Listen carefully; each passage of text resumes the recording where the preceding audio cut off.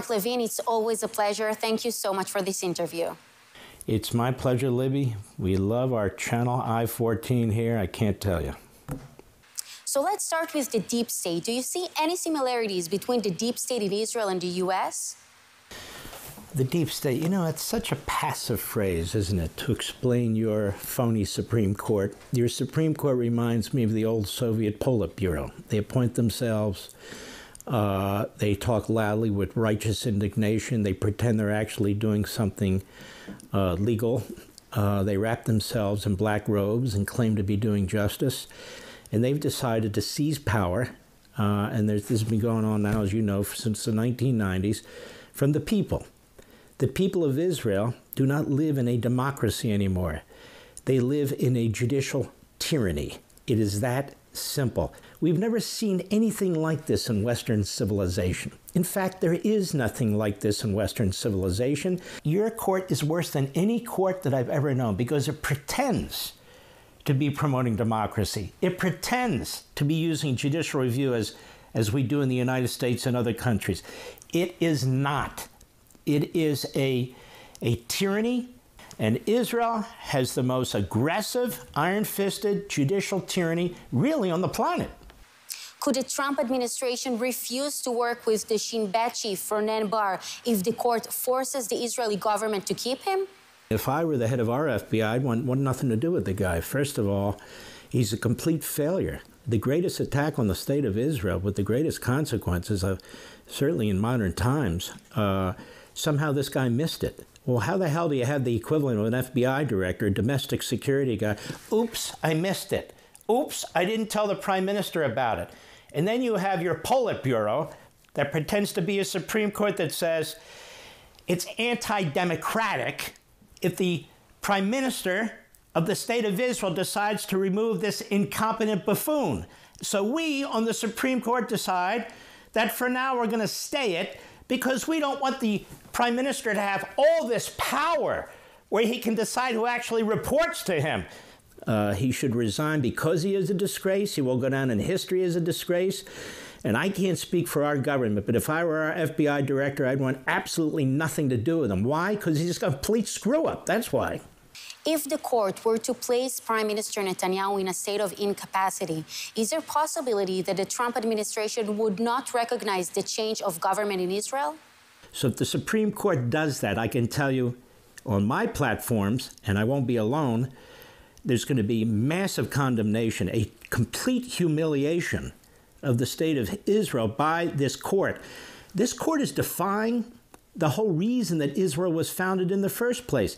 The left in Israel is as crazy as the left in the United States.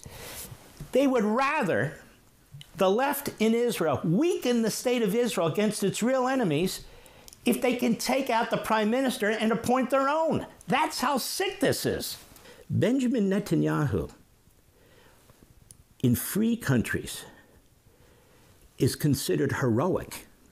Mark, from a U.S. perspective, how does it look when an appointment official, in this case, the Attorney General, backed by the court, forces the government to follow his directives? Your Attorney General would be very comfortable being the Attorney General for any despot on the face of the earth, because that's what she is. She's an attorney for a... well, who the hell is she an attorney for? I mean, is she the attorney for the Supreme Court? Is she attorney for the people? Is she the attorney for the government? I mean, imagine having power like this. Again, whatever happened to separation of powers? Whatever happened to the fact that you have an executive, you have a legislative, you have a judicial?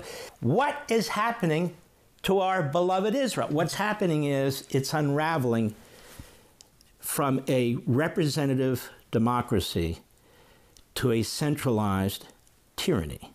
You have an attorney general who's supposed to have a lane and stay in that lane. Literally, Libby, Israel has none of these things anymore. It's frightening. So do you think it's time for people to take to the streets? There needs to be a groundswell of people in Israel. You know, you've got non-governmental organizations in America and in Europe spending millions of dollars funding the left in Israel. You have Ehud Barak and other reprobates were prime minister for about 14 minutes, and then they want to be prime minister again. They're extremely jealous of Netanyahu and his government and his longevity.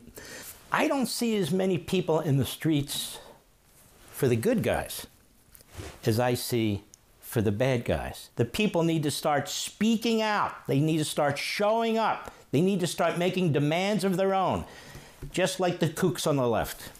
Can we trust President Trump not to strike a weak deal with Iran, but only one that fully dismantles their nuclear program? I think the likelihood of there being a bad deal is very low under Donald Trump, because he's like the king of the deal makers.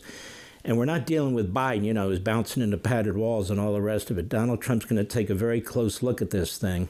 He said Iran will not get nukes. I believe him. I know that we have the right prime minister and the right president at the right time. So I have to believe the right thing will be done. These are two tremendous, not just leaders in America and Israel, but world leaders, who are smart like foxes and who are tough as hell. And I think that's why they get along so well. So that allows me to sleep at night. Mark Levin, thank you so much for this interview. It's always a great honor. I love speaking to you folks and to the people of Israel. God bless you.